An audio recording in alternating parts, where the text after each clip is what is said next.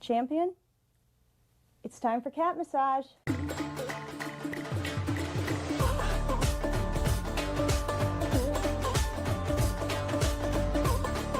Good for you. Use 2 hands to double your pleasure and double your fun.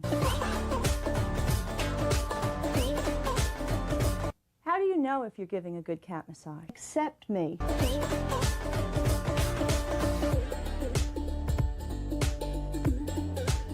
A whisker watch alert is in effect here. Boring. Now, when to cat massage? Whenever.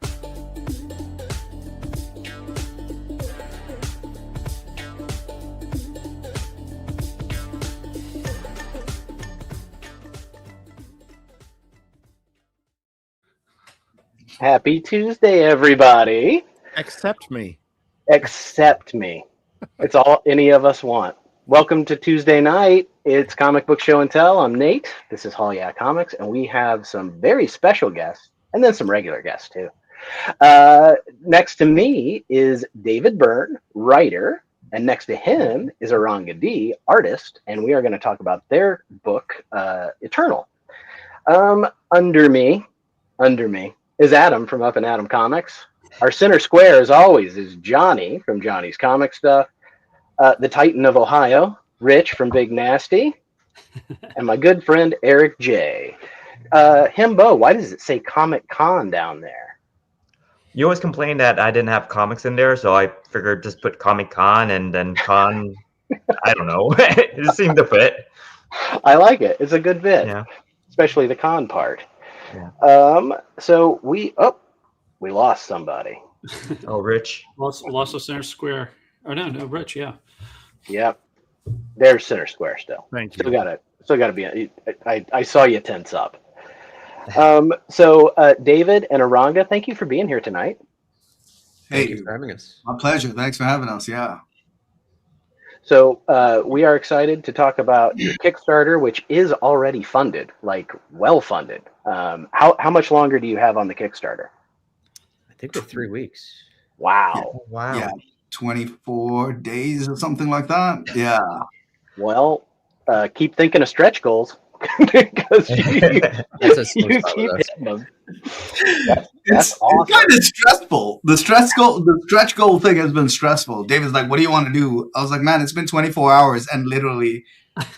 Okay, here's this. We got to think of another stretch goal. So good problem to have. Yeah, we're close to the next one, actually. Very cool. Very cool. Well, before we get started, we do have a lot of friends chatting it up in the chat. And everybody pour one out for K Munin because he got beat. He was not the first comment. I know. It's Alex from Longest Cosplays. Even he doesn't believe he beat him. But yeah, Alex, thanks for being here. There's Frank Lloyd Wrong. What's up, chat? Matt from Impressed. Oh, I forgot about the rule.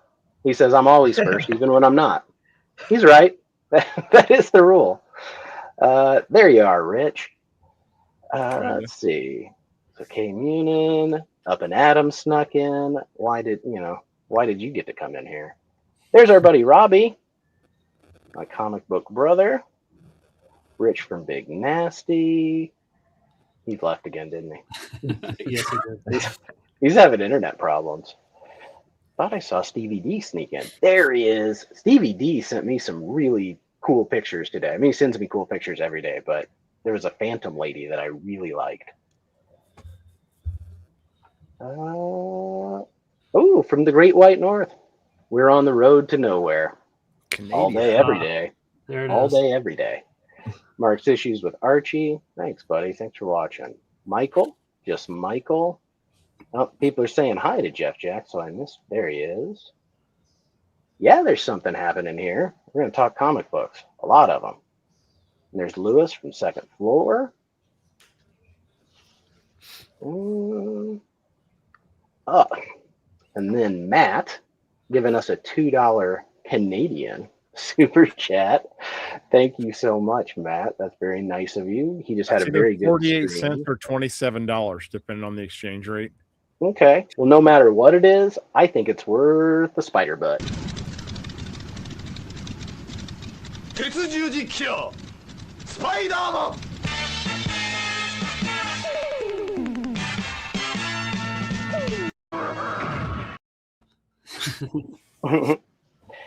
Thank you, Matt. I really do appreciate it. Is something going on with my mic tonight? I did just change a bunch of stuff. Let's see. I mean, you sound just as sexy as you always do to me, so I'm not gonna. Okay, how's that? Is that any sexier? Yeah, I would say it's clearer. It's nicer. No, it's okay to say sexier, Eric. It's okay to say it. Take your shirt off and say it again, Nate.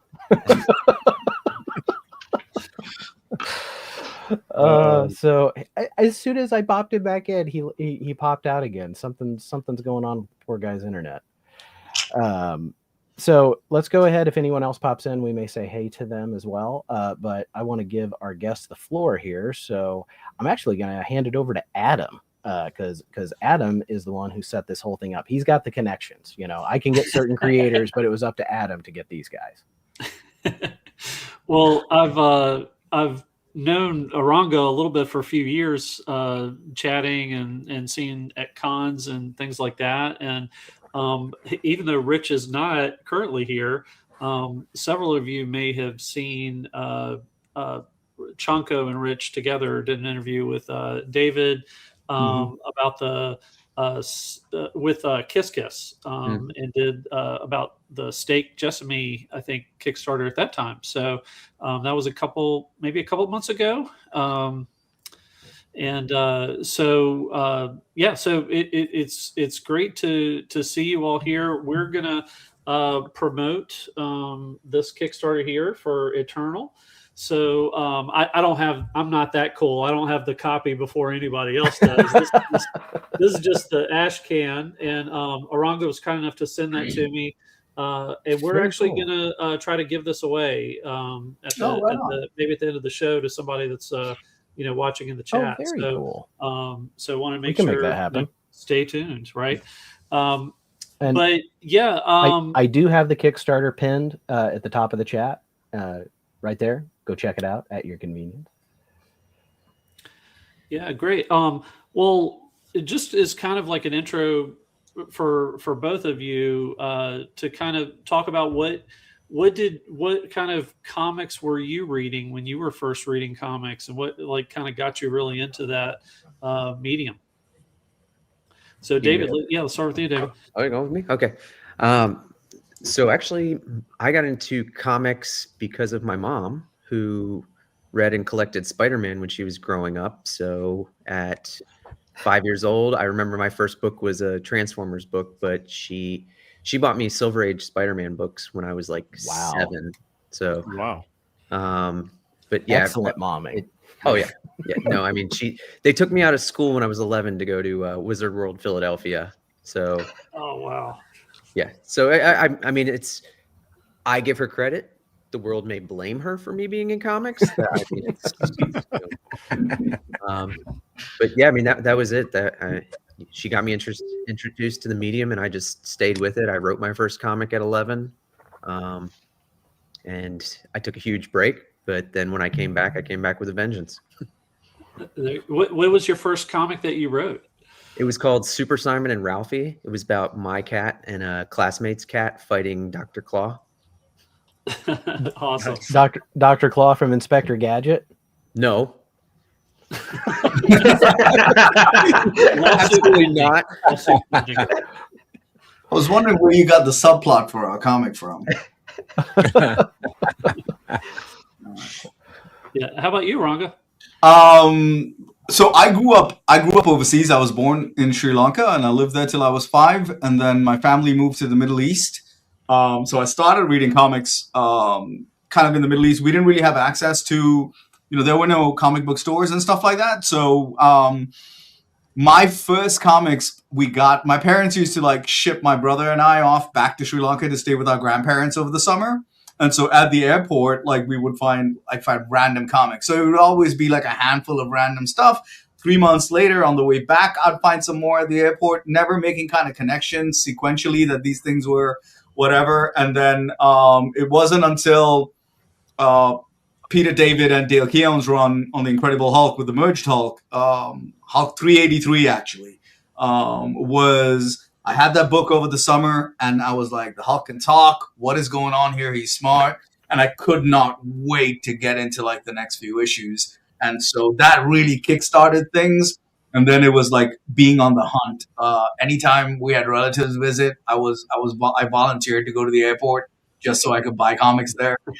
And then eventually they started showing up at supermarkets and periodicals, and then it started getting a little bit in there. So the Hulk was my first love, Keown and Peter David's run, and then kind of pretty much everything, man. The old Avengers stuff with Harrison Epting, Uncanny X-Men.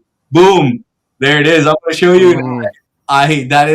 That's a dream cover in terms of like collecting for me. I do have a splash page from that book. I own a piece of one of the splashes from that book, which kind of knocked me over the feather. Anyway, so yeah, that was my thing. So growing up overseas, kind of reading everything I could get my hands on. There was a limited selection of stuff that would show up. So whatever it was.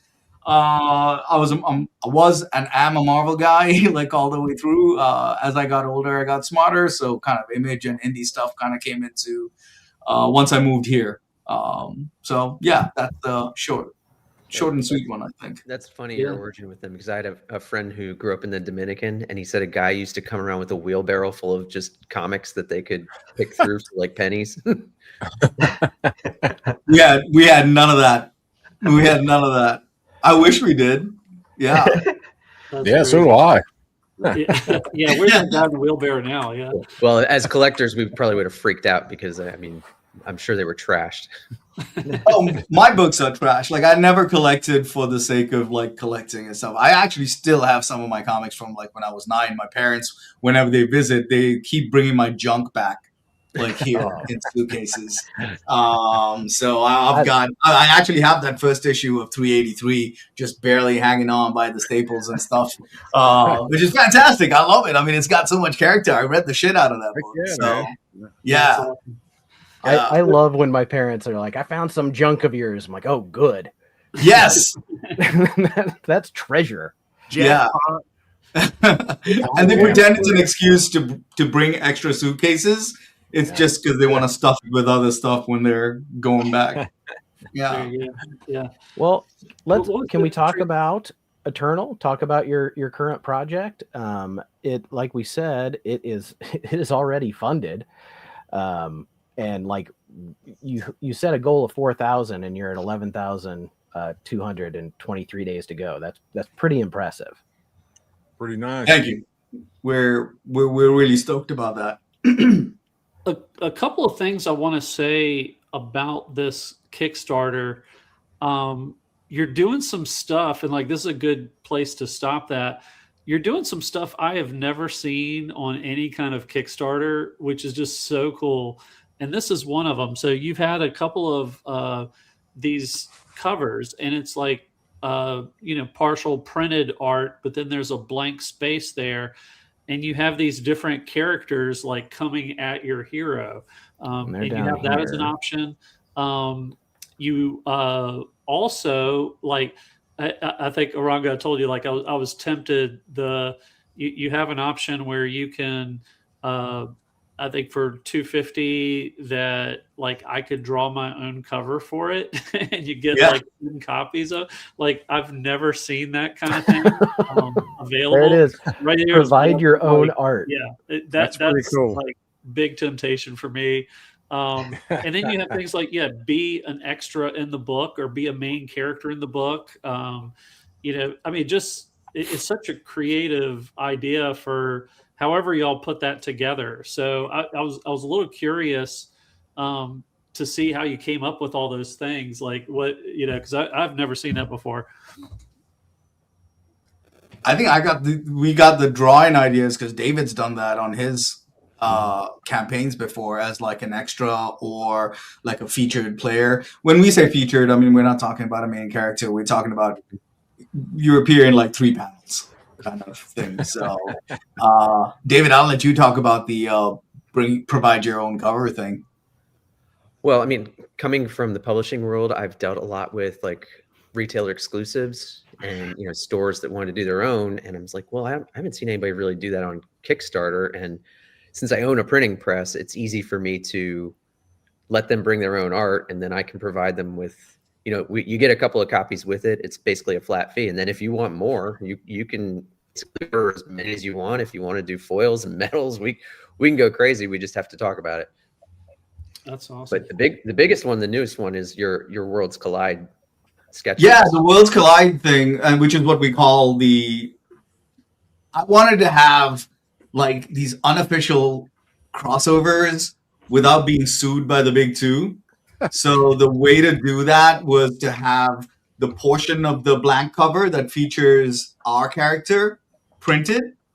And then what you see there, like for Batman, for example, that's me hand drawing it in the blank spot. And it'll eventually be colored as well. So it'll look like a cohesive, it'll look like a cohesive cover. Those sold out like really. We started out with 5.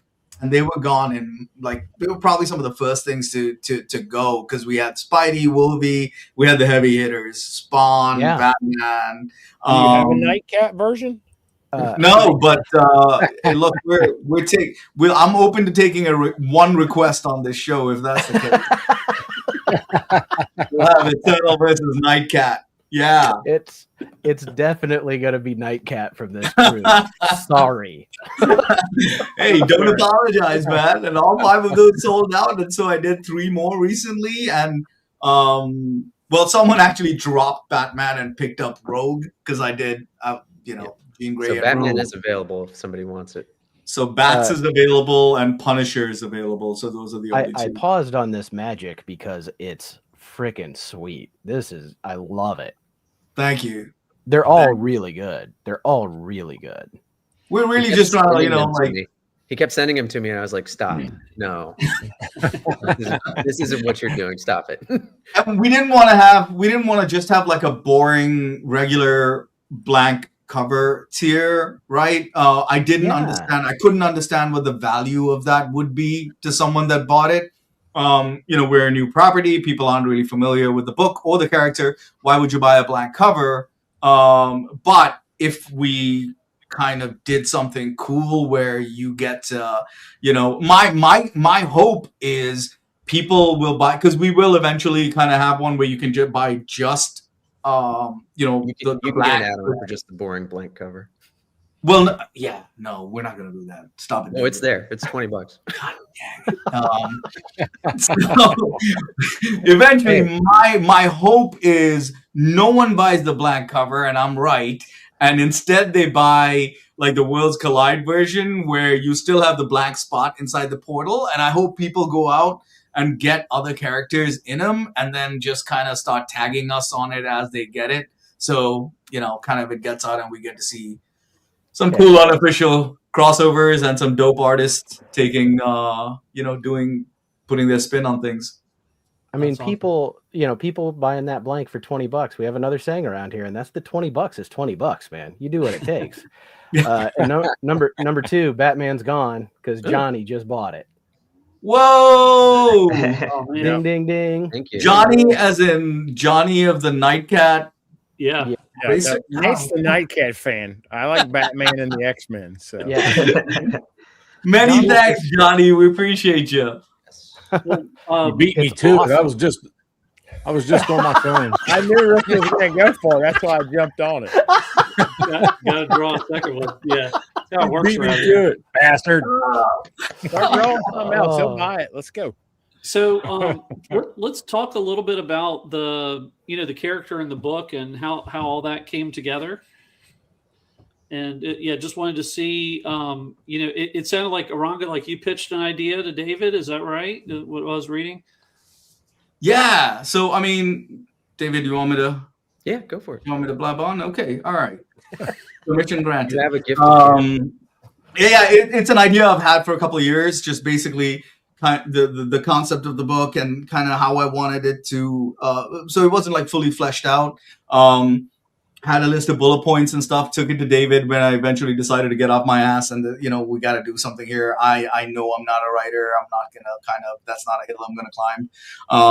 And David and I have been friends for 5 years. David actually gave me my first published cover work back in the day. So we kind of, leveraging that relationship, we built it out together from there. Do we want to give you a quick spiel of what the book is about? Yeah, absolutely. Part of the question? Okay. Yeah. So we love to say it's a human story wrapped in the trappings and the guise of a superhero story, right? I've always been fascinated with the concept of the superhero alter ego, but not in a Peter Parker, Spider-Man, Bruce Wayne, Batman kind of way, but more so in a Donald Blake Thor, Eric Masterson Thor, which we'll talk about, Nate, later, because I think last week we spent an entire fucking hour dogging on Eric Masterson. So it was 30 minutes. Okay. I saw that and I was like, did he watch like an interview where I talked about Eric Masterson or something? Because it sounded like a personal hit piece. So, I've read one book and I know how to run my mouth. I'm sorry. So that was like, it was just the perfect era, right? That was like my reading era. So Eric Masterson, Thor, Rick Jones, Captain Marvel, like that relationship basically where the human host kind of gives up his body to the superhero, really has no control over it. It's kind of like a body swap thing. And it really got to me, like the stuff that I was bugging out about was wild things were happening, like, Thor's fighting in Operation Galactic Storm or Captain Marvel's in space. Like Rick Jones' life is just on pause. Like, I mean, it's going on like back on Earth. Like, so that just always bugged me. And so our story kind of deals with what that's like. So we start off like our protagonist, Arun Desai. We start off with him as an older man in current day, still dealing with this shit where he's transforming into the hero, and we fill in everything else going back to the 70s when they first kind of came together, when he became host for this hero, and we kind of examine it where it's not all cake being like a host to a hero, the deterioration of familial relationships, romantic relationships, everything in between there. So that's really what the book is about. Awesome. Very cool. That's cool. David's like, cool, agreed. Is there anything you want Do you to think that's what the book is about, man? Ditto. I thought it was just about a blue comic guy. You're reading way too much into it, Eranga. I feel like I am. Well, No, he's right. In the in this ash can there, it's pretty cool because I can see that already, that there's a it goes through some flashbacks. Like you see the older guy, but you kind of get to flash back into some of his younger days where it looks like 50 years or something had passed or something when this started. And I think, like, from what I was gathering and reading in the Kickstarter, they're like correct me if I'm wrong, but it's like there is this hero there, but he's fighting these other dimensional beings that are on the planet as well. And is that right? Accurate with what's going on? Yeah, definitely. And the mechanism is that they've come from a different dimension / plane in reality, so they actually don't have a form in our universe, so they have to take over a human body. So okay, the hero, the traveler, he took over Arun and saw what his idea of a hero was. The evil ones, they see your deepest fear, and that's what they manifest. So that's what he's fighting. So we've got a hero fighting basically people's fears. Oh, that's awesome. Very cool. That's awesome. Well, we have about, what was it? You said like 24 days. I know there's some things that have unlocked with that. There's like like some mini prints or a comic size print or something like that's on there. Are there other hopes for stretch goals down the road, or like what is your plan, and is there a plan for future issues if with this going well? What That's have two we completely unlocked? different questions. Yeah. What have we unlocked to this point? So we've Magnet? got everyone with a physical backer gets a magnet, a poster, a comic size print, and we're about 1,200 away from the trading card, which we haven't decided what image to use yet. It's a mystery. That's what the question marks for, man. You gotta leave some stuff up. Oh, it really keeps them guessing. Yep. And you have some big people there for some of the variant covers as well. Yeah, we were pretty fortunate on that front. I mean, we've got all 6 of the guys that are doing variant covers are killers. We got Adam Polina, we got Josh Cassara, Asad Ribic, Joseph Schmalke, that's Gerald Stoddard, and Kiss Kiss. All six turned in like pretty dope stuff. Yeah, those are great. So is there a plan for anything down the line, or is this more of a one-shot type thing, or?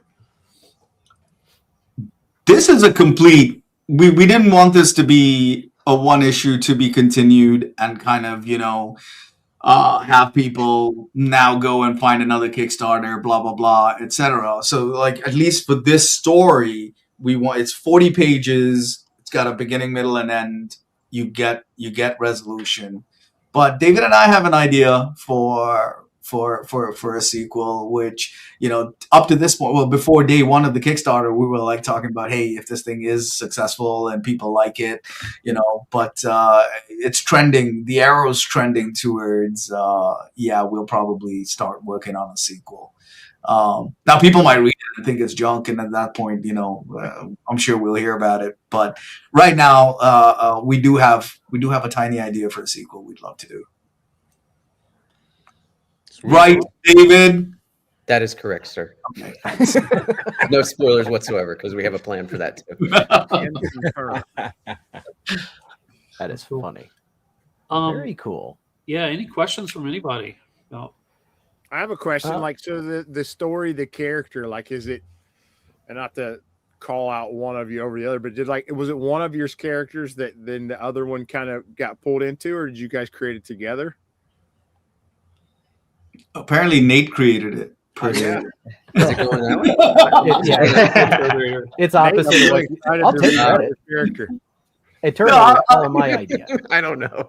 I mean, really, I get your question, but yeah, conceptually, yes, the character, the hero, it's a concept that I had, but once David and I started working on it together was when it really kind of gelled about who this guy was, and it was very bare bones what I had, and so the stuff that you see on the page right now is very much kind of a collaboration and a melding.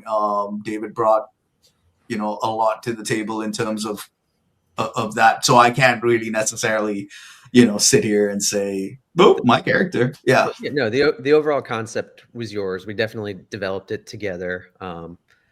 The fun part, something I had never done, which was very Marvel method, I guess, is I kept getting notification or messages from Eranga that he had just drawn another page before the script was done. So that was fun. That's how you drive the story. Yeah. Listen, man, David is like a big shot writer, so he's working on 7 freaking books, and this is my one book that I get to work on, and I'm sitting on my ass waiting for him to finish a freaking script. Nah, I kind of know where some of this stuff is going, so I'm gonna draw it. So I think it actually accelerated David writing it, because I was like, I gotta get ahead of this asshole drawing pages and sending it to me. I think that method works, though. Like you said, Marvel did it, and it really worked. I mean, it did drive the story, but it helped limit so you didn't have too much script and try and tell too much story. I think it's a great method.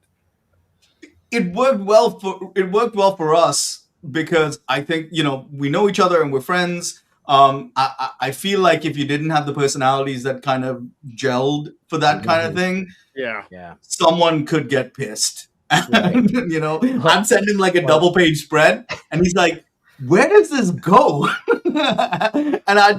But I make it sound a little bit more chaotic than it was. We really had an idea of the structure of the first act, the outline of the overall story. Right. And I didn't draw anything that you couldn't punch in to a scene, because the framework of our story relies on flashbacks so much. So you could technically put those flashback scenes wherever change the wherever you order of wanted stuff. to. Yeah. Which is what I had to David, do. was that Godzilla that just went past your screen? Catzilla? Oh, cat Not massage. night cat. This is regular Catzilla. Time for cat massage. He tried to go by again. I had to facepalm him. It's okay. Step back. I'd like to ask just a general question because David, I did see that like you've done several successful Kickstarters.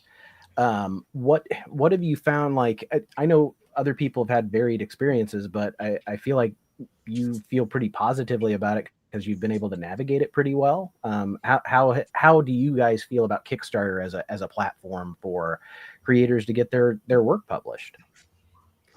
I think it's a great way because I've done the direct market too, to basically, yep, there's a couple of them. Very cool. And it's a way to get, interact directly with the reader and the, if it's a collector reader, whatever, because a lot of these people who come to my campaigns, and I've been checking the numbers, it's like half the people are returning backers and half of them are people who are coming on new. They're, they either know Eranga or they're discovering us through, the other channels. But that's the big thing. Like some of these people have been following my stuff for 6-7 years on Kickstarter itself.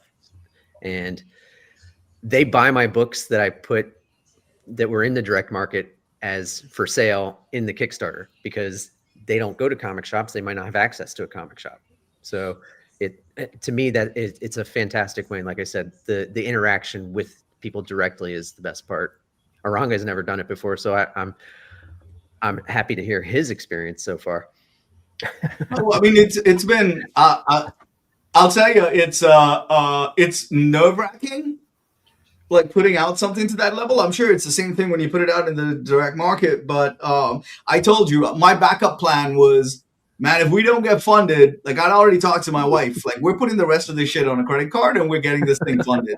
So this has been like pleasantly, like wildly surprising and gratifying to kind of have it work out this way in the beginning. But it's a lot of work. I'm glad David's been there to like do a lot of the heavy lifting as the seasoned pro when it comes to, loading up the website and kind of, figuring out tiers and how we want to do it. And I got to quickly shout out to Metal Ninja Studios. Like those guys have been amazing partners to work with on this. They handled the production design on the book, the lettering, graphics for the Kickstarter and the whole thing. And those guys are like Johnny on the spot. We're like, hey, we just unlocked something. Can we get a graphic for it? And like half an hour later, we have a graphic in hand, which is like super cool. So, I mean, just things I've never thought about. For example, I'm like, we dropped a lot of one-of-ones, like those sketch covers. Yeah. And the reality is you can change your pledge at any time during that 30-day period. So we dropped those 5 sketch covers, and because like I definitely had a lot of people saying, listen, you got to do more because like these things sold out. We want to get one. And then so when I did that, I did 3 new sketch covers. One of the people that had the older sketch cover kind of dropped it and then picked up one of the newer ones. And I mean, nothing wrong with that. I mean, that's, just part of how it works out. But it was just another thing like to kind of track like, oh, now we've got to figure out a way. It's not hot day 1. This is like day 9. And now we've got to relist Batman and try to, kind of get that. So little things like that, like how that works. I'm sure that David's old hat at that. And he's like, yeah, sure, we'll just do whatever. And I was just like, well, okay, now what do we do with this? And how do we highlight it? How do we bring attention back to the fact that this is available? But other than that, it's been a wildly kind of awesome experience. Very cool. Well, big congratulations. I mean, that's just like to see a smaller project, like, shooting for a $4,000 goal, and you guys have overshot that, and you've got all this time to like just continue that. And also it sounds like a really cool concept to me. I really do like the idea that you've got here, the flashback, the swapped body, missing part of your life to be a superhero that you don't get to be in control of. It's a really cool concept. So I'm intrigued, Nate, and there's anybody some, watching this should check it out. Yep. Nate, there's some body transformation in there too. So you're all about that. Yeah. Does it have a centaur in it? Yeah, if it has a centaur, he's locked in. Yeah. There are some gnarly transformations, which I kind of dug. I still go back to the first monster I sent you. It was like what was it, like I don't know, like a 300-word description, and it ended with or whatever. You can't really mess that up, though, right? No. You did And it was all kinds of shit, like the or whatever part. it was like I can't even remember. I wish I had it in front of me, but it was like translucency, and it's he's the living embodiment of despair. To I don't know. I was like, dude, I just want to draw a cool monster, man. Just just make it semi-transparent. You can do that. Yeah. Or whatever. Or whatever. Yeah. Very, very cool. I encourage anybody watching now or watching on the rewind, check out the Kickstarter, which is linked in the description. If you're watching, Batman's gone. and in the FYI. chat. Batman is gone. That happened live. Appreciate you, Johnny. That only leaves the Punisher, and that's the only add-on that's in there now. Yeah. Oh, and wow. I just bumped Schmalky's art to the featured tier. Oh, nice. Very cool. Good looking out, Johnny. We appreciate you, man. Oh, I'm excited. So yeah, I do appreciate you guys coming on to talk about this with us. It's always cool to talk to creators. We've been really lucky and blessed to have a lot of cool people come talk with us, and we count you among them for sure. We appreciate the opportunity, guys. I mean, we never take that for granted. So you're giving up your time to, hobnob with us here and try to promote the book. So we're definitely appreciative of it. Oh, cool. Well, thank you. And yeah, I hope more people follow Johnny's lead and go buy something. But you can't get Batman. Batman is gone. Can't get that grab Punisher. He gone. I think we're gonna jump into some of our just regular comic book talk. Are you guys gonna hang around with us tonight? Hey. No, I cleared my schedule. David's got the look of a guy that's like I wasn't expecting to answer. No, I can give a little while. I know there was a show and tell. So yeah, I'd like to stick around if that's okay with you guys. Well, heck yeah, absolutely. Yeah. You just need to stay quiet while we're talking, please. Yeah. Put myself on mute. Now it's Johnny's turn. All right. So real quick, if anybody's got something that they read, we'll find out what you read last week.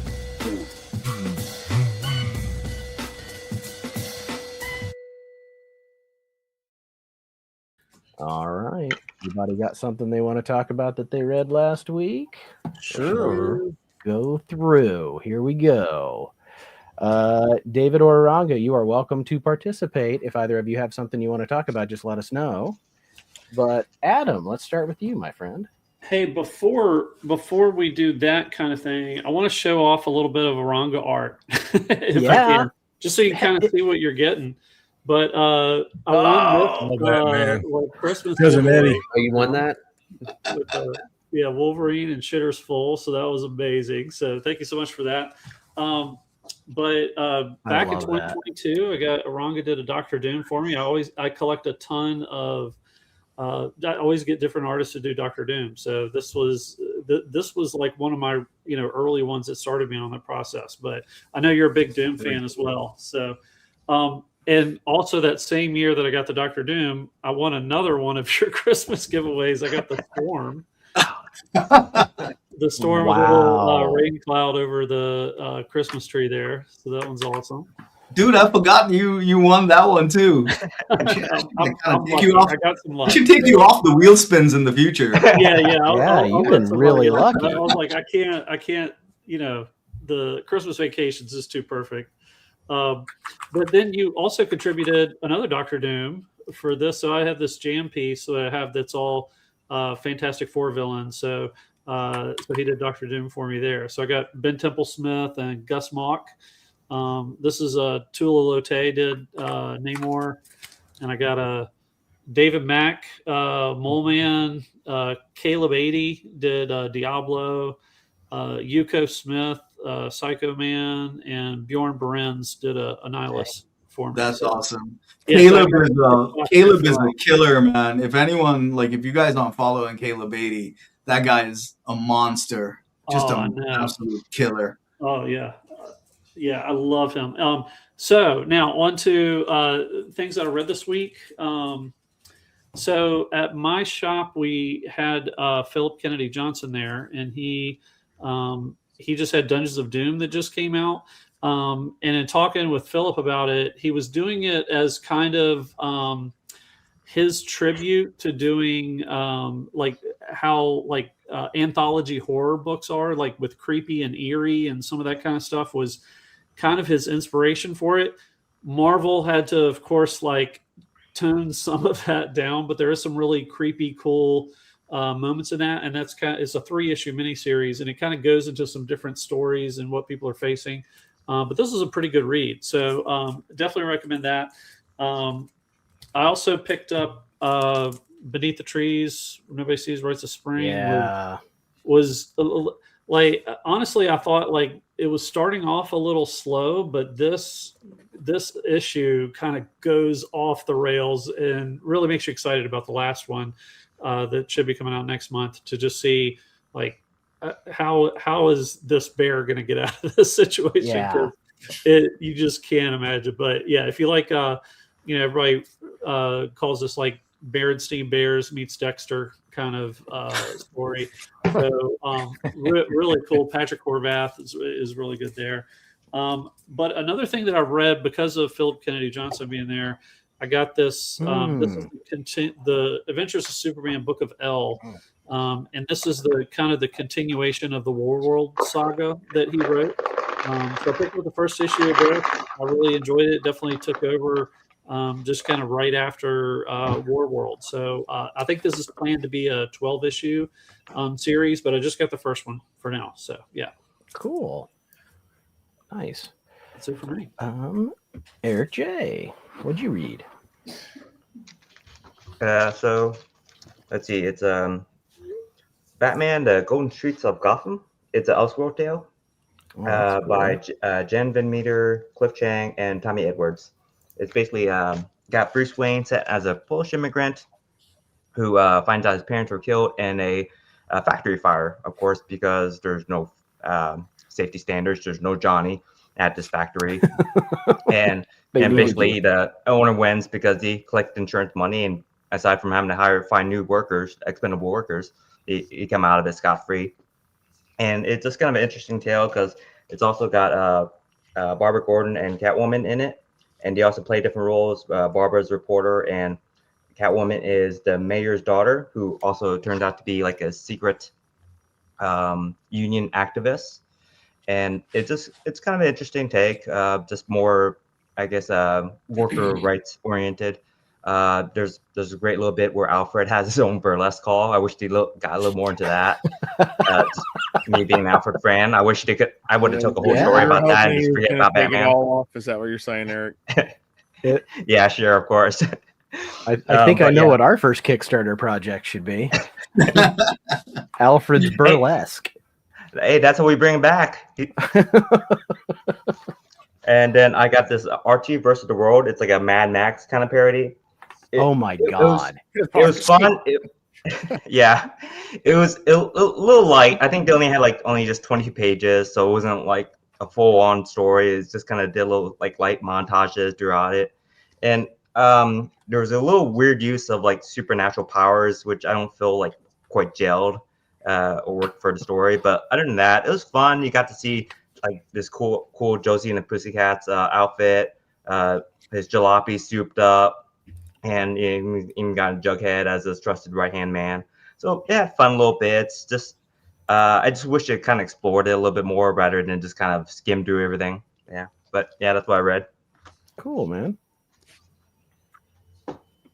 Johnny? All right. So I didn't find any good new stuff to read this past week, so I read some old stuff. One old book, some Nate and Eric J. DC trash from the 60s. And I got to tell you, it's a DC book from the 60s, so it's like reading 14 modern books. Yeah, it takes all day. Yeah, I had to bookmark it a few times.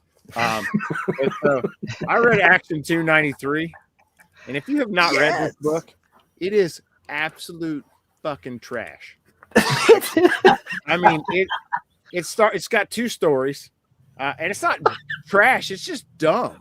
Like, it makes no sense. So the first story, Superman gets exposed to red kryptonite and splits into 2 people. He's Clark Kent and Superman, and the Superman guy's like, I'm not going back to that shit. I'm going to be a Superman, and I'm not going to rejoin you.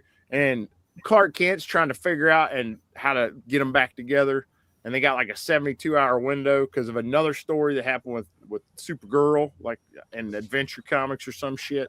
At one point, that was the editor's note, right? In Adventure 272 or some shit. I mean, at one point, that was the whatever that David did.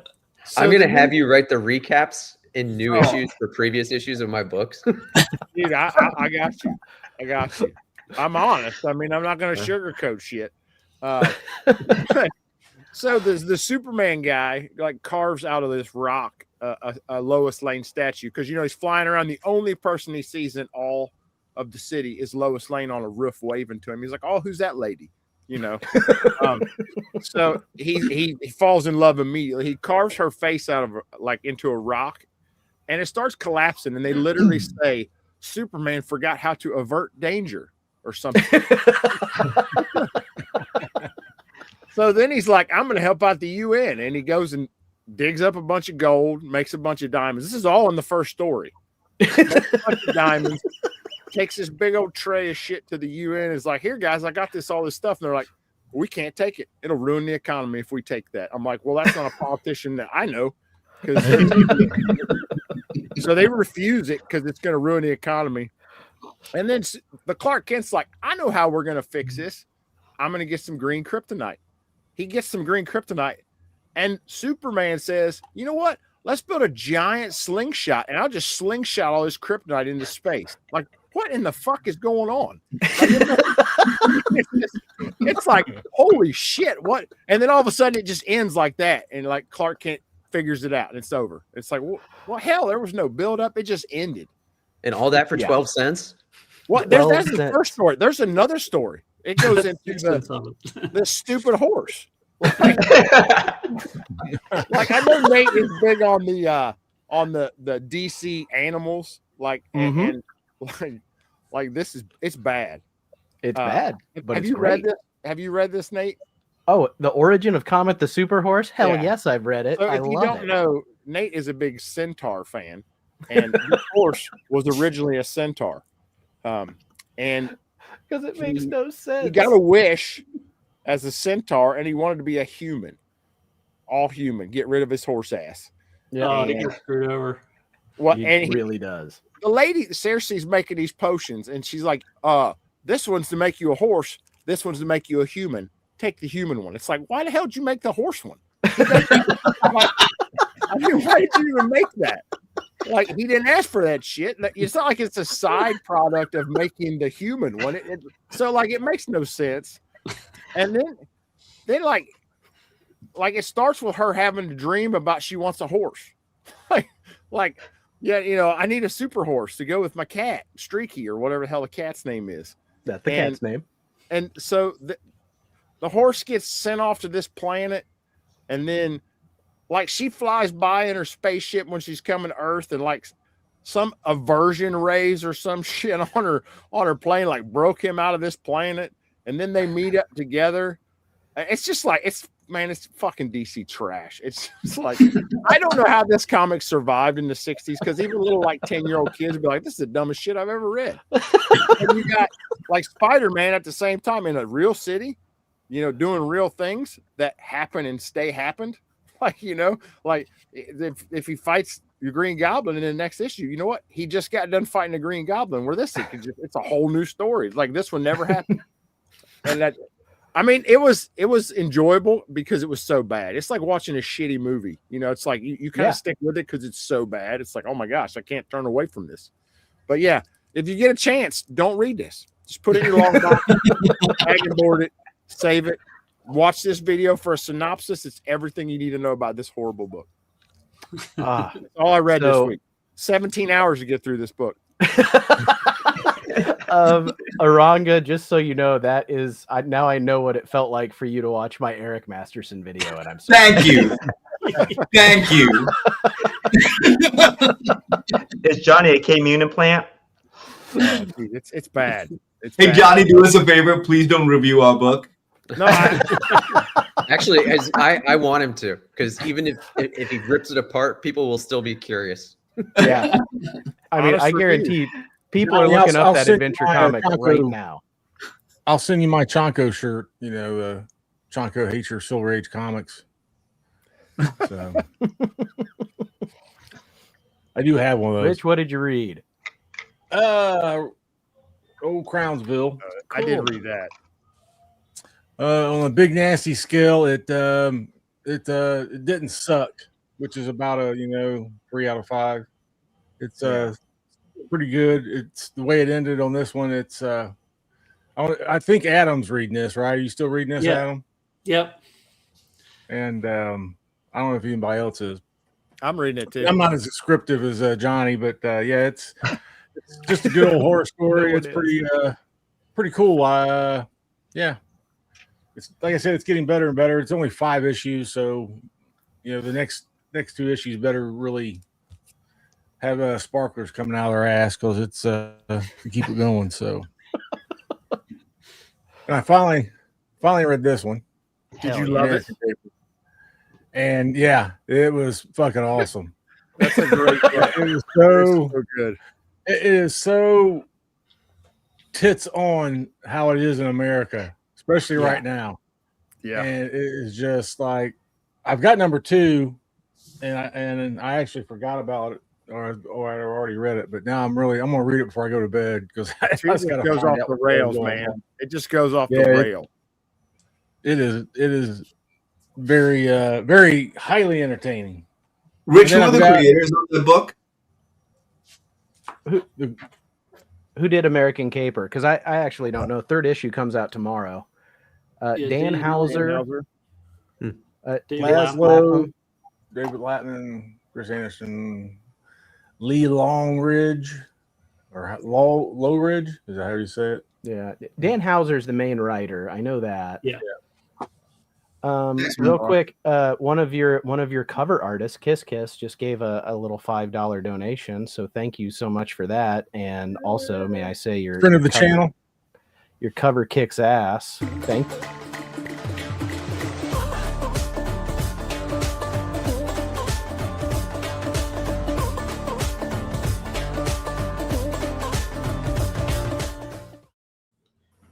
I do want to know how Nate got his hands on home movies of my cousin's wedding. Wow. But I still haven't read these bootleg foreign superhero movie is fair game. But these 2 are on my list. Got to read them, man. They're fantastic. I haven't. I still don't have issue 2. I hope it's in my box tomorrow. These two are a must, especially this one, The Couch. I really enjoyed that one, David. Do you have the other issues? No, I don't. There's 3 more issues. Message me. Okay. I'll get them to you. But, very cool. It canceled. That's pretty much it on the read. Okay. David or Eranga, did either of you want to talk about something you read? I have been writing scripts, so I haven't read. Understood. I caught up. But David has a hellacious. Sorry, Eranga. But David has a hellacious comic collection, so that's true. Cool. Very nice. This is probably going to be boring. I caught up on the last few issues of Absolute Batman. Hell yes. No, that's a great run. It's a great read. Fantastic. Yeah, it's really made a convert out of me. I mean, I love Nick Dragata. I mean, just absolutely love that guy's work. They've had some cool complimentary artists in terms of, they had Marcus Martin on there. Jock was a jarring change Mm-hmm. the Joker issue, which I was kind of surprised by, like that being the intro issue for like the big bad that they didn't schedule The that. So 10th that printing comes out tomorrow. That's insane. Yeah. What's that? The 10th printing of #1 comes out tomorrow. Yeah, that's bananas, man. That's bananas how that's caught fire. But I've been really, really freaking enjoying it. And I don't know what else they can put Batman through because that Bane run was insane. I just read the conclusion of that. I kind of don't know where they go from there. I guess having the equivalent of a building dropped on him over and over again. But I'm really enjoying that. I've been reading Absolute Superman. I haven't really caught up with that. I think I read the first 3 issues, which is this is all like really odd for me to be saying just because I'm such a Marvel guy. It sucks to say it, but I'm enjoying those 2 books mainstream wise. Absolute Batman at least has really kind of struck the imagination for me. Yeah, DC's much better than Marvel right now. My God, man, Yeah, it's so sad. It's so freaking sad. But DC's cooking, man. I mean, they are cooking. I heard Absolute Batman has a ton of panels. It sounds like it's a book after my own heart. That's the other reason I would just go ahead and draw the stuff and send it to David so that he wouldn't have a chance to say, hey, 12 panels on this page. But yeah, I wanted to, since we're in show and tell and I don't have the Absolute Batman cover with me, I wanted to show you guys something real quick cool that happened. This was an image I drew when I don't know if you can see it. I was like 16. Yeah. So this was 1995. Wow.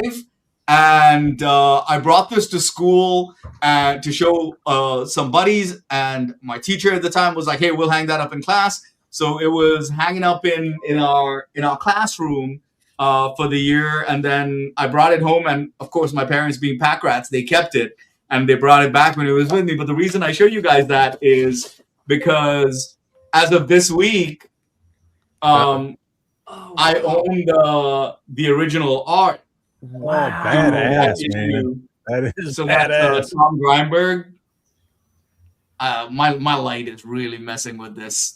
No, it shows pretty well. Yeah. Okay. Yeah. So now I get to have these as a companion piece and really bring that thing full circle. I'm just high-fiving my 16-year-old self. Yeah, man. Pretty proud of myself. Yeah. That is awesome. Thanks for sharing that. That's cool. And you were an awesome artist at 16. I was just copying Tom Greinberg. I mean, you can see it looks like a photocopy. But Eranga has an amazing art collection too. So you have a lot of great original art that I've seen. I think I was there when you got your Steve Epting Mystique piece. Right. I got him to do a reinterpretation of his X Factor cover that had Mystique on it. Yeah, amazing. Yeah. This week, I mean, I read almost everything I bought last week, but I'm still really liking Lucky Devils. I think it's coming towards the end. I think maybe just two more issues. Like each issue is a sin. But these 2 devils that like tried to raise their station in hell have really like carved themselves a rough spot. So this has been a lot of fun. I also freaking love this issue of Beneath the Trees. I had to get this cover. I have not been getting the variants at all. Only you can prevent forest fires, Nate. I know this one creeps me out like more than almost any of the others. This one creeps me out because it's so wholesome, but I know that shovel's not red, it's covered in blood. I just know it. Like this is creepy. But I'm with Adam. Like early on, I loved the first series so much, and the sequel series has been a little slower, and I've been much less empathetic towards the main character. And I wouldn't say that I'm any more empathetic towards Samantha, the murderous bear, but like the story got so much better, and it's just like holy shit. It just totally went off the rails here. Like when I got to the end of this issue, it's one of those like, no, I want to know what happens next now. This. I don't know how he's gonna how Patrick Horvath's gonna end this and end this in a way that she can still be around.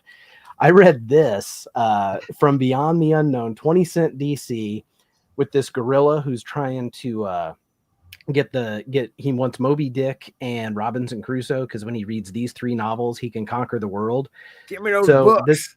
This is as Johnny would say, this is DC trash. This was gold, man. This was like reprints of backup stories. So most of the stories in here are like 3 to 4, maybe 6 pages, and they're all sci-fi.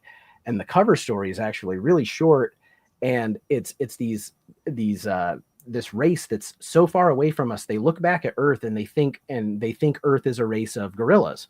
So they change one of their people into gorillas and they send him all the way to Earth. But by the time he gets to Earth, gorillas have evolved into humans. And so he doesn't know, like, now he's been captured by the humans.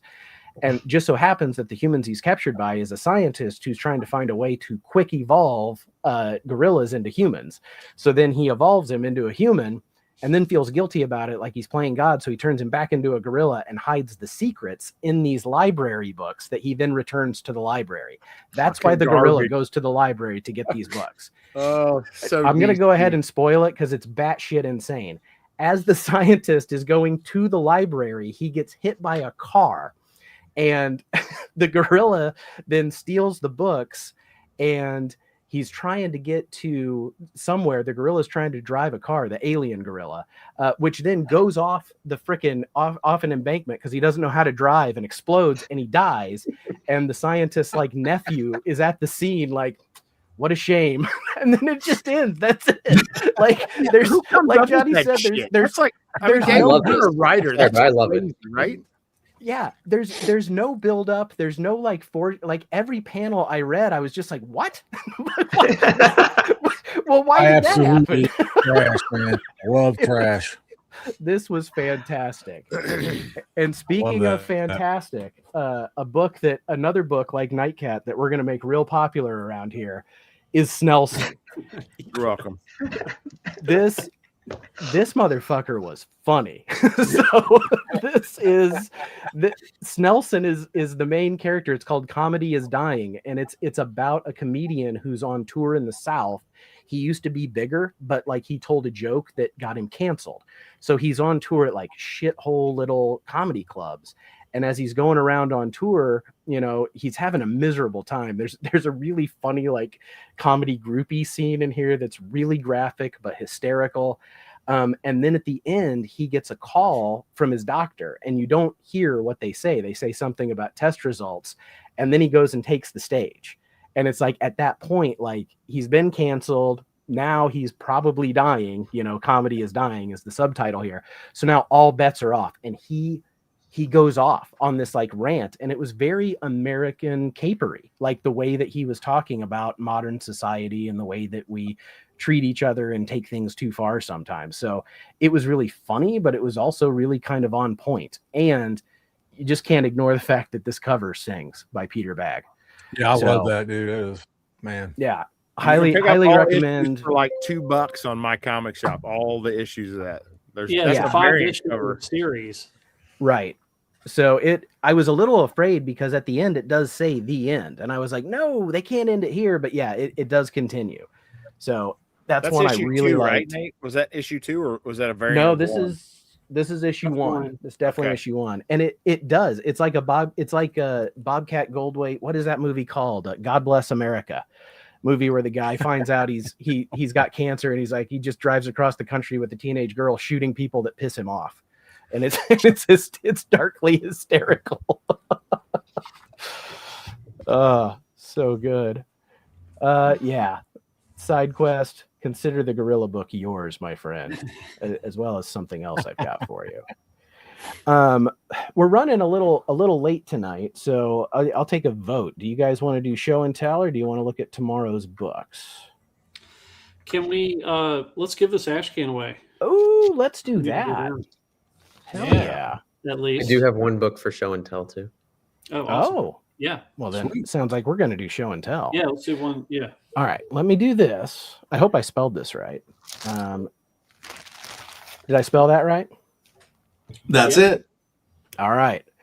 So hashtag Eternal. If you put that into the chat, you get a chance to win this ash can from Adam at Up and Adam Comics. So we'll give a few minutes for people to get that in. Very nice of you to do that giveaway, man. Well, And- Eranga threw it in, so that was really nice. So yeah, so whoever wins, yeah, I'll send it out to you. Okay. Well, please put that hashtag in the chat if you want a chance to get that. And oh, there we go. Now they're coming in.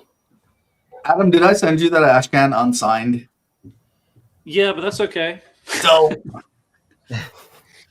look, if It's whoever wins it, if you ever catch me at a con, I'll sign it and I'll also do a free remark on it. Oh, Nice. Oh, sweet. very nice of you. Very And nice. are you Chicago gonna cons you're doing this year? What's that? Are you doing any Chicago cons this year? Dude, not Chicago. I mean, it's not currently on the books, but I'm doing OAX in Orlando next month, Original Art Expo. I'll probably be at Heroes later in the year. MegaCon. Am I doing MegaCon, David? Where's MegaCon at? Orlando. In Orlando. It's like literally like 2 weeks after OAX? No, it's a month. It's a full month. Okay, I get a month break. You know what Yeah, time off. I'm sorry, I forgot to ask my Taskmaster. Yeah. What I'm Well, doing. remember, Don is doing a cover for us. Ooh, that's right. Well, while we wait for a few more people to put in a hashtag, we'll move into show and tell.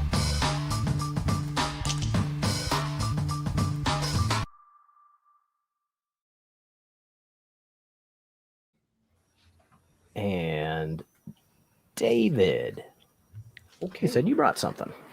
Yes. So this was my latest Oh, that I wow. got. I don't know if anybody's familiar with that one. It's Warrior #1. No. Okay. What is Axle Press Button? I have a few issues of this. This is the more important part. First V. Oh. Yes. Oh, okay. Oh wow. Yeah, and I didn't realize my birthday's coming up in March. This was actually released on my birth month of March 1982. So Who's This was the mine. surprise hero? who's the Who's what? the question mark? Who's the question mark? No, it's not that, Rich. It's I that have it's no got idea. V for Vendetta. I've never Oh, looked at Vendetta, that. yeah. oh, The first ever appearance of oh, V. I see it. Okay, okay, Oh. okay, cool. Yes. I missed that I know too. it's super shiny. Yeah, If that's anybody- super cool, man. That's really nice. Yep. So That's my Is that 2000 AD book? This was Quality It was Comics. quality. Yeah, they Yeah. went defunct before they finished the series, and then DC commissioned Alan Moore to finish it. Oh. So Cool. did Alan Moore write that story in there? Yeah, that's Okay. that's all his. Okay. Oh, wow. Awesome. That's awesome. I didn't know that existed. I didn't until Great. recently, and when I found out, I said, "Well, I think I need that." Yeah. I don't blame you. It tends to happen. Thanks for sharing, man. Rich, did you bring something to show and tell tonight?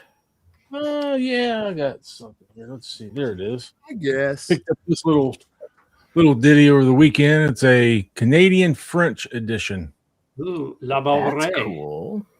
Yeah, very cool. From like 1974. It's crap. Jim Starlin did the interior art. And That it's looks really like you weird in the because corner box, if you- Rich. what's that? So that looks like you in the corner box. Yeah.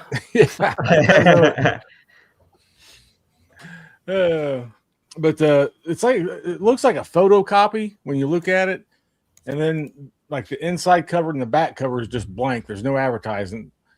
All the art's in black and white.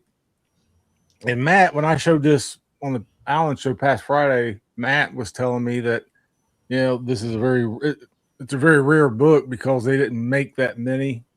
Like their print runs usually like 4,000 or less or something like that. But Matt knows the history of that kind of stuff. So yeah, I thought that was kind of cool. Then I picked up this thing. I like this one too. This Oh yeah. Sienkiewicz, That's a great cover. That is a great Yeah. cover. because he did all the covers. It's an eight issue run, so Mhm. we'll pick all these up eventually. And then one of the newer books, I had to go with my boy DWJ. Love that. It's like paying homage to himself on Do a Power Bomb. Yeah. KO series. It's Yeah, pretty cool. his covers have been my favorite part of KO, and I refuse to read it, but I love his covers. And somebody say John Byrne. This is a John Byrne Spider-Man. Oh, cool. Wow. How about that? I don't think I've ever seen that image before. I don't think I have either. These Fanico Chronicles, they always get art. All the covers, when you come across them, all the artists, it's typically stuff they don't get to draw, and they paid them to draw on these. So that's what I said. You get John It's Byrne. kind of I like wish a Eric- regular costume, non-negative space version of the Spectacular Spider-Man cover he did with, with the black Mm. falling back in his- Yeah. Yeah. Now I was hoping SideQuest would be here because I found him Air Raiders. The power is in the air. Star Comics. Was that a toy line? Yeah. It had to Okay. be. Yeah. I think I remember that. Like it had the Yeah, it's string. number one. Oh, I do remember those toys with the strings. Yeah. Like you tied it to a table leg and then you tied it to something like a else and it little worked one zip line time thing. and then it got all tangled up and never worked again. Yeah. I remember that shit. I'm pretty sure Eric was collecting these because I don't know if he's got number one, but you had number one, Eric? You done with yours.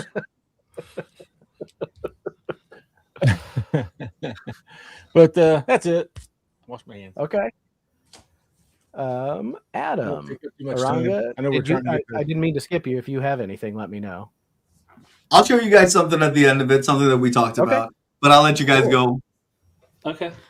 Well, it was kind of funny. At my LCS, we did kind of a giveaway for like a 1 in 25 for the Dungeons of Doom cover. And as they were doing it, I'd put my name in it, and then I was filming it, and they picked me as the winner, and I was like, no, I can't do that. So it was kind of funny. Philip was like, well, just you can pick anything out of my box, just whatever. I was like, no, I'm not doing that. But then so the owner of the shop, he was like, well, take the 1 in 50. So I got the 1 in 50. Wow. Oh, nice. The Clayton Crane Virgin variant, and Philip signed it up there for me. So looked pretty cool with the gold with the gold Sharpie on it. But yeah, so I was like, well, that's even better than winning the 1 in 25. And then a good friend of mine, Jason Jones, he's at Doc Jones Draw is his kind of Instagram. He sent me Yeah, I this, love that. which That is is really great. cool, just a Jokerized Batman. So we usually and he's my friend that we're doing like a kind of like a sketchbook that we're drawing pages in it and then transferring it back and forth. And like one of the things I did like a 2-page comic, and I'm hoping he'll continue the story. And so when it's all done, we'll probably piece together and give it out to some friends and stuff like that. But really, really cool work. So yeah, really appreciative of Jason. That's too. really awesome, man. Yeah, and it's on Yeah. canvas too. So you can't really tell that, but it's on nice canvas too. So yeah. That looks great. What was his handle again? It's at Doc Jones Draw. I'll see if I can put that in the comments. Yeah. David's sick and tired of me, so he's looking for new cover artists too. Yeah. Okay, so I was kind of digging through storage, and I remembered I bought like when I was a little kid, I went to the Meyer grocery store, bought a 3-pack bag of comics, and the Adam signed. So this is Superman number 50 by Jerry Ordway. He signed about apparently like 2,500 of these. I can't find the other ones, but the other one is The Death of Green Goblin by Sal Buscema, Batman Azrael, signed by whoever did that one. It was like a foil-ish cover in his new Batman armor. I've got a old Archie's Pal Jughead number 117 from 1965. One of my oldest, Nice. currently one of my oldest Archies right now. And it just got a little silly story where they're playing Robin Hood and they dress up as the Beatles to get Maid Marian out. As one does. Then As one Johnny, does. yeah. Then Johnny was kind enough to gift me this Birds of Prey number 8. Oh, Blew my that's mind. So cool. I mean, friggin' too generous. I mean, this is not a cheap comic, and he just gives it away. Thank you. Yeah. You gave away 2 copies. I got one Yeah. too. Is that Three. the first? I only need one. That's the What's first that, Adam? John? Yeah, is that right? What's the significance of that one? I'm trying to Oh, remember. this is a date issue. Okay. Yeah, so basically Barbara Gordon gets to go to like try out on flying trapeze. Yeah. Very cool, man. That's it. Awesome, man. Whoa, what happened there? There he is. Hey, I'm back. Yeah, you are. So I have some art kind of too. I got a print. I normally don't show these because I want you to subscribe to my channel and watch my shit. But yeah, you should. This is from this guy. If you might be able to get him, David, to do some cover art. This guy's really good. His name is Alex Ross. I got super cheap. I think he's an up and coming guy. Yeah, but I got a lot of prints from him. This is the best print I've ever seen of his. Like That's I just nice. this is a fantastic print, and I'm usually like, it's a nice print. Like I love this. Like I got to take something down to put this up because I love it so much. It's inspired by the video Spider Butt, right? Yeah, probably. I mean, He froze that to use that for the model. That's a really nice Alex Ross, man. He does a great Yeah. Spider-Man, but like the rendering on that and the colors, like it seems like a little bit darker as well. There's a lot of stuff going on too, and I like just the character focus. That's why I like the timeless stuff because it's just focused on the character and not all the shit around it. Yeah.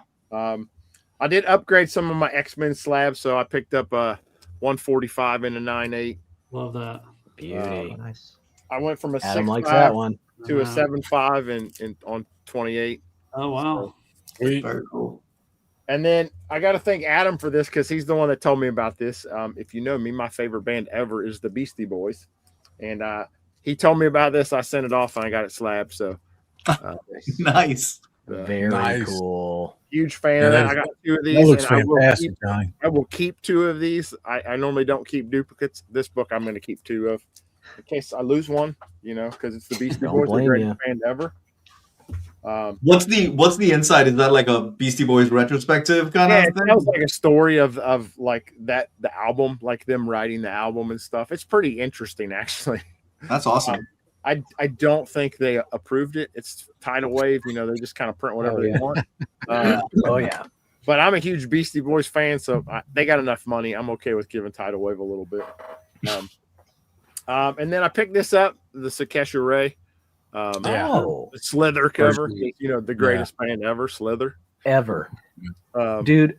I That think is it's a that great cover. is such a fun read. It really was good. Well, I got the regular one, and I never buy shit off Dynamic Forces, and I saw this. I'm like, oh man, I got to pick that up.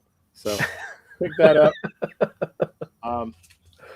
I am traveling in March out of the country, and I'm excited to pick up hopefully some more of these. But I did pick up these 2 Patrulla X's. Oh man. Yes. I love the foreign X-Men stuff.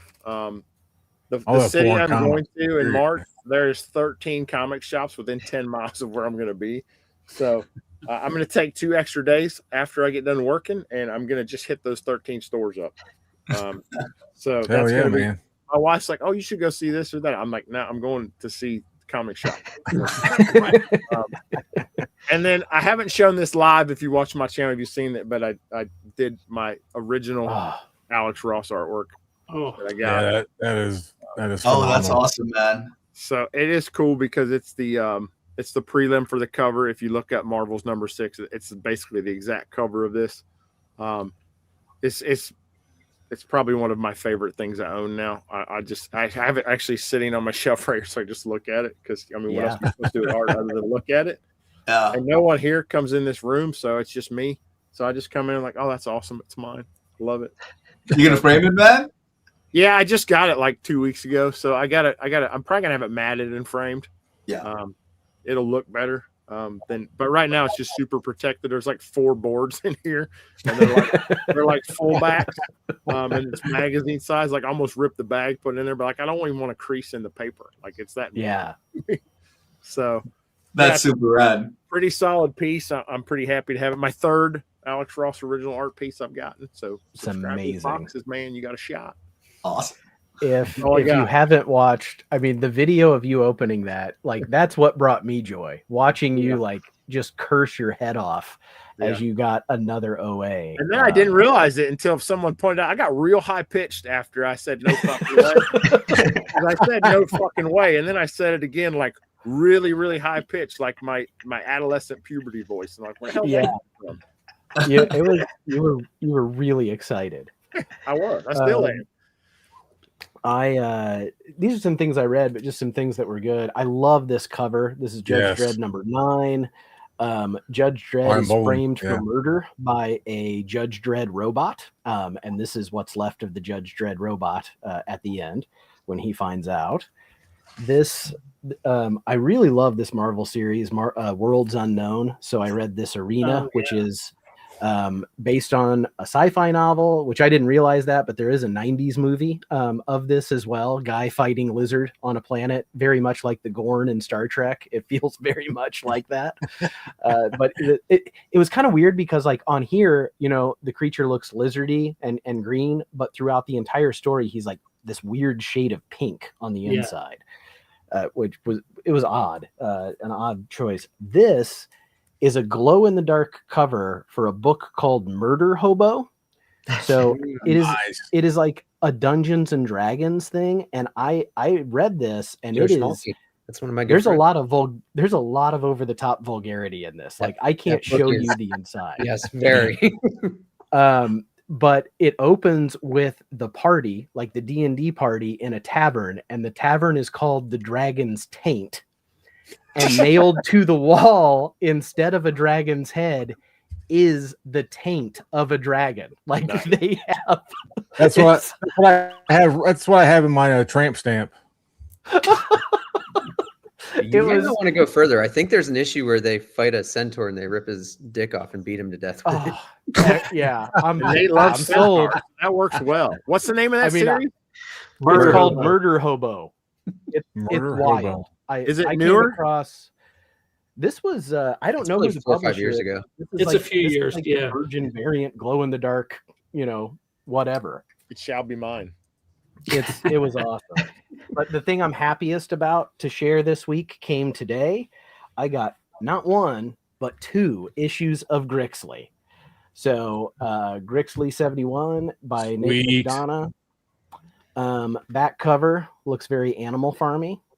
So Nate's book is very much in the vein of like Harvey P. Carr's American Splendor. It's his life as he travels the country buying comic books to resell, and also like his life.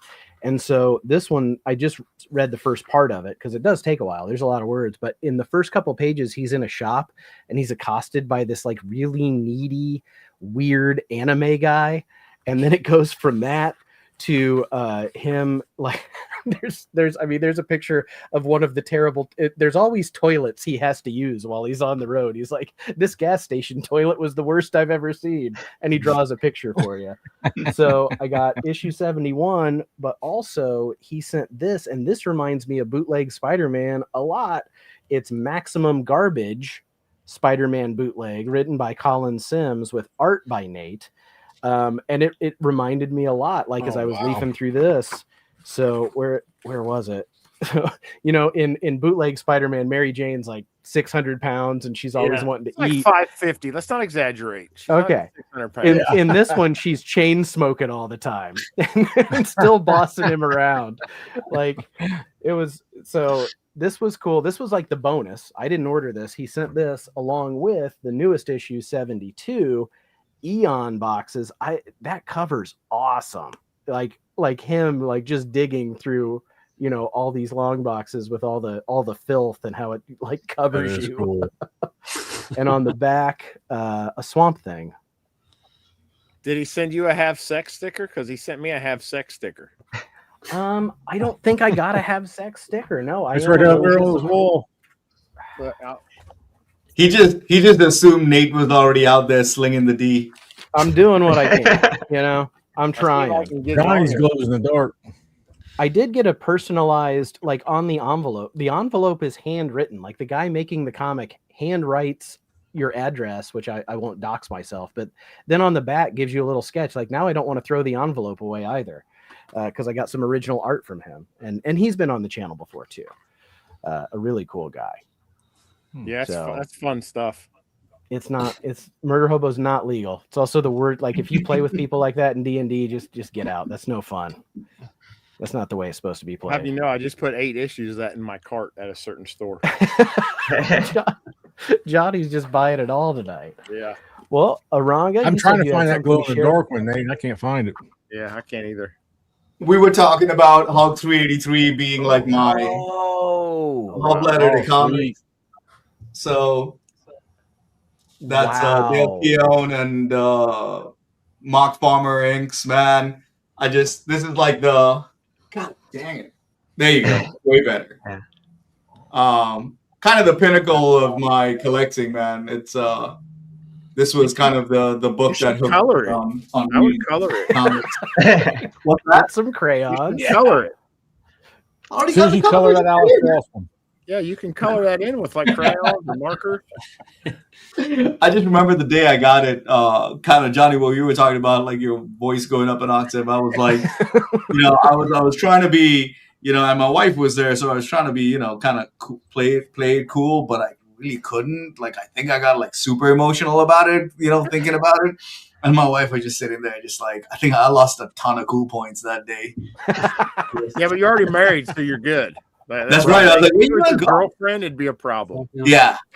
But how cool to have, like, I mean, one thing that's I always think is so cool about original art is like you have like one of the 22 pages or whatever it is, like from your very first book, like that's amazing and hard to find, like hard to come by that kind of stuff, Yeah. I've had some people make some ridiculous offers on it. I was like, nah, I'm gonna burn this when I die. And that is cremated with great. It's a great looking page. Thanks. If you want to get in on this giveaway, we have an ash can of Eternal, the book that is going to be I'm not sure exactly when it's going to come out, but it's on Kickstarter right now. It is funded. It is a cool sounding concept, and we were lucky enough to be joined by the creators, writer David Byrne and artist Eranga D. So anybody who has not entered, get that hashtag in there, and we'll do this drawing here in just a few minutes. Anything else you guys want to say about the Kickstarter before we close this out tonight? Go back it. I'm gonna say please and thank you. We've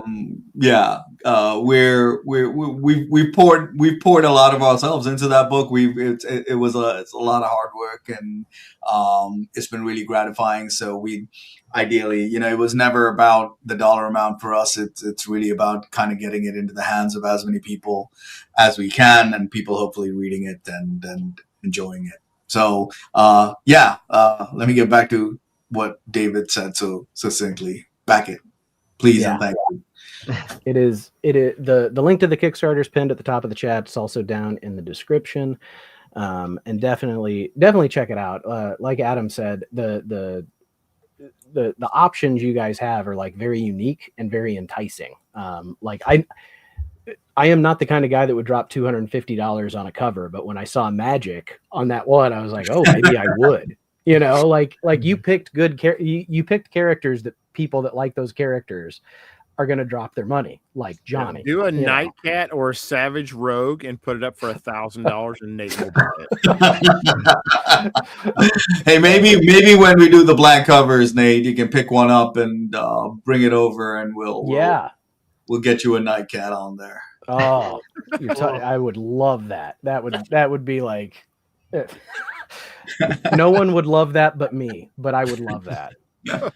But there are options that are like from $5 digital on, so there's something you don't have to Yes, that's right. There is actually, that's a great point. It's actually a $15 digital, but that is almost 100 pages of content. For that, you get the 40 pages in color, you get the 40 pages with my original black and white inks, and a whole load of extras. We wanted to make it kind of, something for everybody. Nate, you should get that and just have her kissing Alf. You guys, stop writing my fan fiction. All right, we're gonna do this drawing and see who we're gonna send this ash can to. Going to Jeff Jack. Congratulations. Congratulations, my friend. Do you want him to reach out to you, Adam? Yeah. Reach out to me, Jeff, and I'll get that sent out to you. Awesome. So Jeff, if you see me at a con, the offer still stands. I'll sign it for free and I'll do a remark on it for free. So very generous of you. Thank you for offering to do that. Sure thing. There we go. Congrats, Jeff. Very cool. I'm not going to do the regular like show the thing, go through the whole list, but is anything coming out tomorrow anyone's like really excited about? Is an American Caper coming out tomorrow? Yeah, that's my pretty excited about. Like, yeah, same. I just that's you'd really do. It's good. It's really good. Yeah. Eranga or David, if you guys read books, that is such a good read. Oh, I honestly, I wrote down a bunch of stuff on here while you guys were doing it. American Caper, it's just like trashy America. It is so good though. I'm all over that. I rely on Eranga to write things down for me. I feel like American Caper is definitely America through the Jerry Springer lens. It's like every bit, like every range of trashy we can have is on full display, and it's and they offend everyone. Exactly. Like, no one is off limits. Like everyone's offended. Both wings of the plane, every religion. I mean, it's just everything. Like, they pull no punches. Nice. I did see. Go tell your shops to order Greatest American Hero for free comic book day. Tell them to order 50 copies. Greatest American Hero, like the show from the. Are you writing that? No, I'm publishing it for AMP though. Oh, awesome. No way. Okay. Believe it or not, I'm walking on it. David Mack did the cover, and it says "Believe It" on it because we couldn't use the whole song. Dude, that is. When's that come out? Free comic book day. Free comic book day. So I need like the variant covers and shit. That's like we'll have the full series in July. Yep. That's funny because on this panel did a cover for it. Ooh, Eric J did a cover. Yes. Yes. Yeah. No, I didn't know if I was allowed to talk about it, so I just kept my mouth. We can't show it, but he did a cover for it too. Awesome.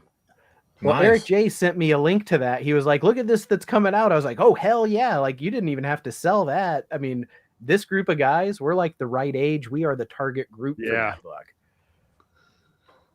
That's great. Or wait, maybe it wasn't you that sent it to me. Yeah, I'll take credit. What was his name? William Cat, right? Yep. He's on board. We've got his likeness, Connie Selica's likeness, Michael Pear. We're still working on the Culp family because he passed away. Yeah, sure, but he's very important, right? Like the character, the character. Archie's Valentine's coming out tomorrow. I didn't really. It's a very light week for me, but Adam, you said you're at like 12. What's something you've got to have tomorrow? Well, like I have Beauty, Last Cul-de-sac with Jonathan Wayshak is coming out. Everything Dead and Dying is coming out. Yeah, I'll get that on my list too. Murder Podcast and Redcoat. Like those are some of the indies. Like that garbage. Redcoat's probably the one for me. Yeah, and then like I have some Marvel books like Alien versus Captain America, which has actually been pretty good. It's been a really good series. Just a few things. Like there's a new Fantastic Four, so I'm always getting that. Exquisite Corpses also comes out next week. Oh yeah, that's 2. Yeah, I dropped that. I'm a like they have I get the trading card version, that has like the game card that it's allegedly might be something. But it wasn't easy to drop.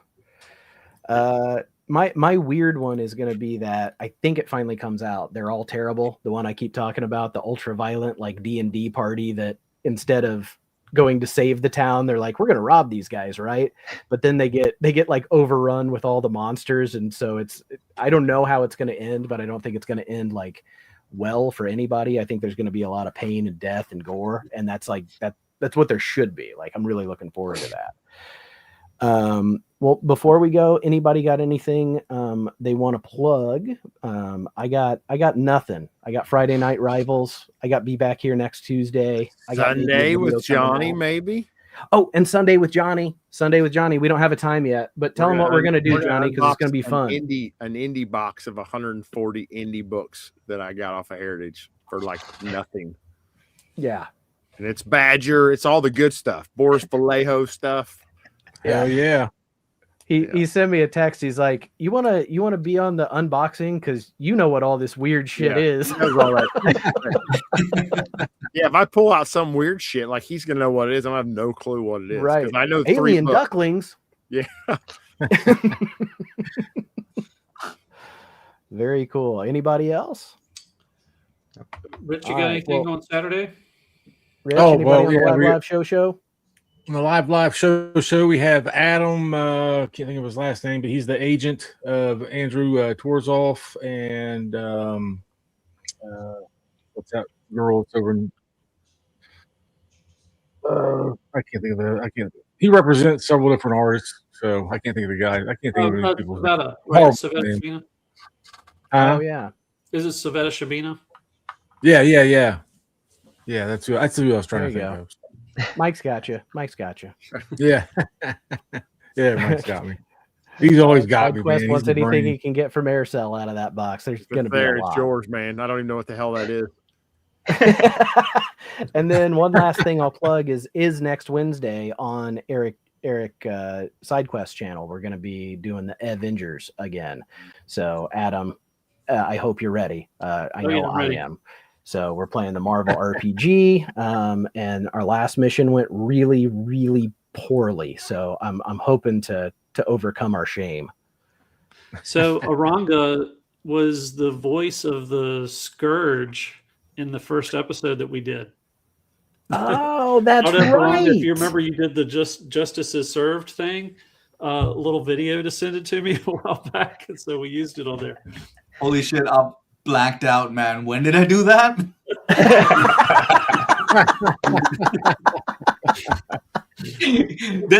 It's kind of parked here. Like it sounds like something I would do. Someone would just walk up to me and say, "Hey, say justice is served," and I'll be like, "Sure." Yeah, I'll do it. It was probably like a year ago, but you sent me like a couple of different takes, and you were like, "You doing it?"